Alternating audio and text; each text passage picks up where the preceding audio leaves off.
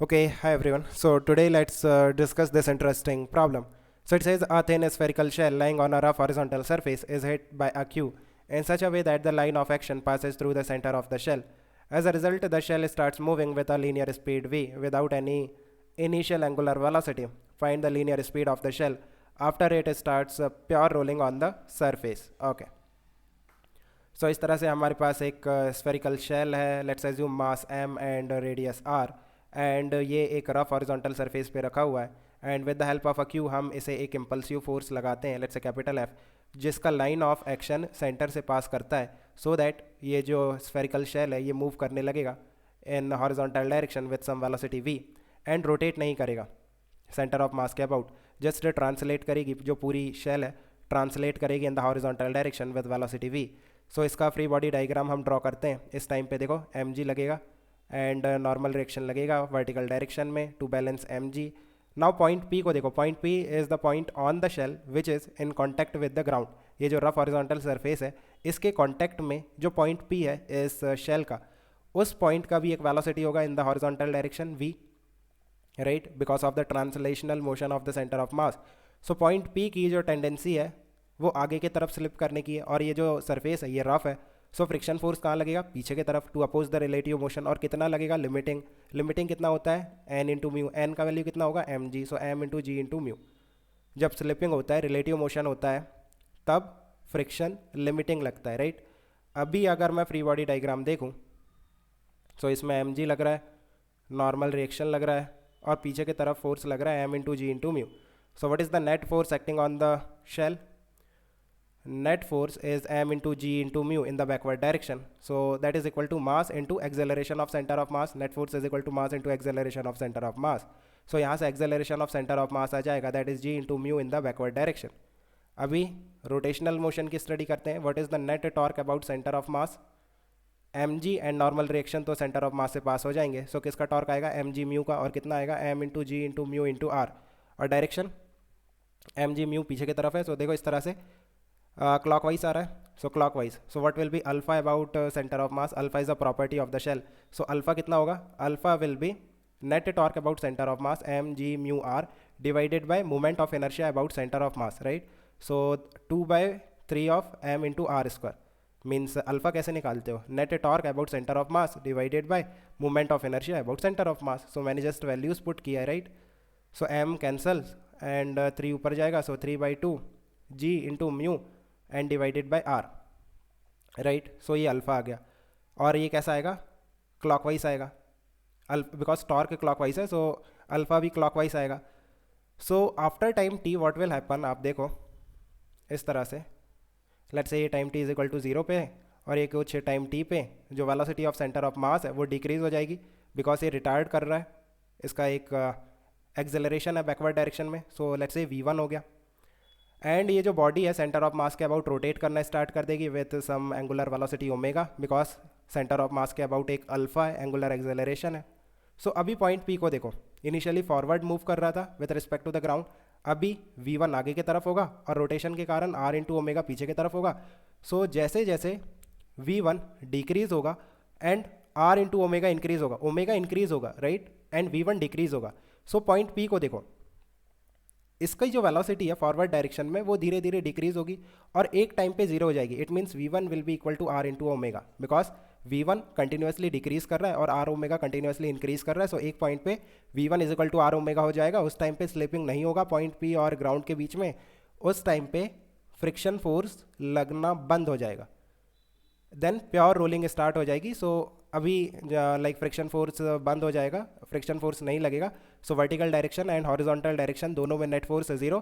सो ये जो शेल है एक कांस्टेंट वेलोसिटी v1 से मूव करेगी, एंड ये बॉडी रोटेट करेगी विथ ओमेगा, और ओमेगा भी चेंज नहीं होगा और v1 भी चेंज नहीं होगा. So we have to find out that particular value of v1 जहाँ पे प्योर रोलिंग स्टार्ट हो जाएगा, right.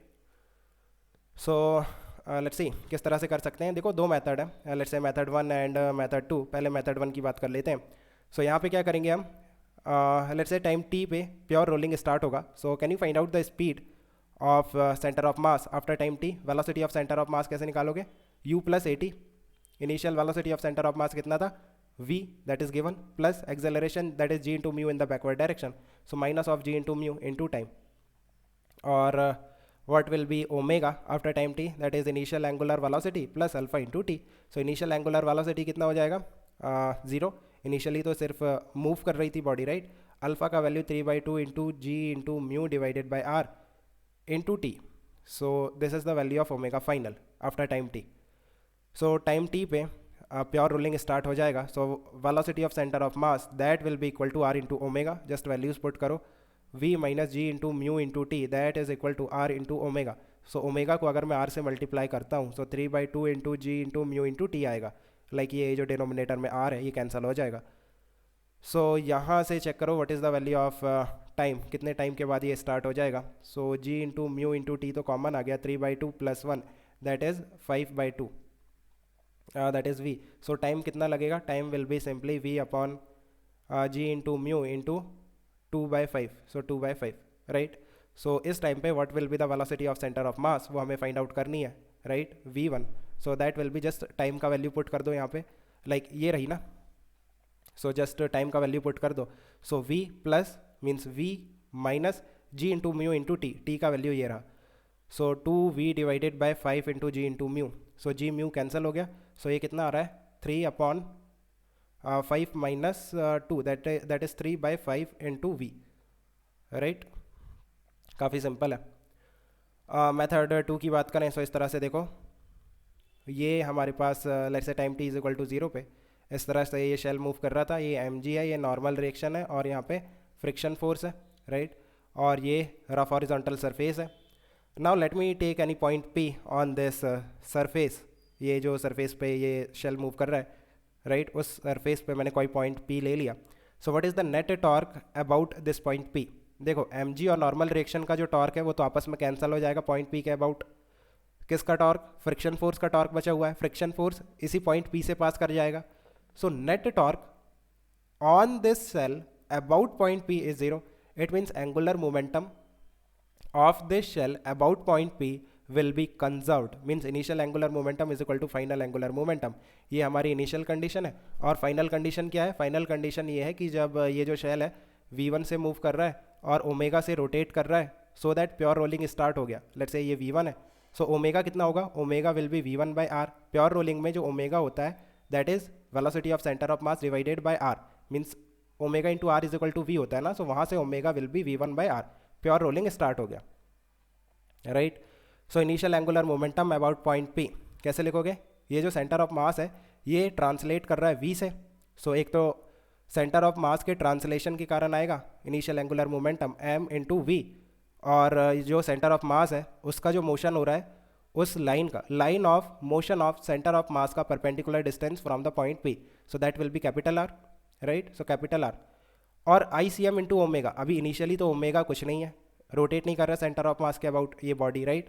So m into v into r ही आएगा. और डायरेक्शन कैसे चेक करोगे, r cross v, centre of mass का position vector r cross v that is cross में आ रहा है. फाइनल एंगुलर मोमेंटम की हम बात करते हैं. सो देखो फाइनली जो सेंटर ऑफ मास है v1 से मूव कर रहा है. सो सेंटर ऑफ मास के ट्रांसलेशनल मोशन के कारण m into v one into r, because line of motion of centre of mass का perpendicular distance from the point p वो तो अभी भी कैपिटल आ रही है, radius of this shell, right. और डायरेक्शन कैसे होगा, आप देखो सेंटर ऑफ मास का पोजीशन वेक्टर ड्रॉ करो. सो r cross v1 again cross में आ रहा है. एंड यहाँ पे रोटेशन भी हो रहा है सेंटर ऑफ मास के about. So I about centre of mass, I about centre of mass into omega भी आएगा, right. So ICM that is 2/3 of m into R square into omega that is v1 by R. और v1 by are omega कैसा है, omega कैसा है clockwise. सो जो angular momentum आएगा that is again cross में आएगा. So this is final angular momentum. दोनों को इक्वेट कर दो. सो यहाँ से देखो r कैंसिल हो गया. ये फाइनल कितना आ रहा है, 5/3 into m into v one into r that should be equal to m v r. So m से m कैंसिल हो गया.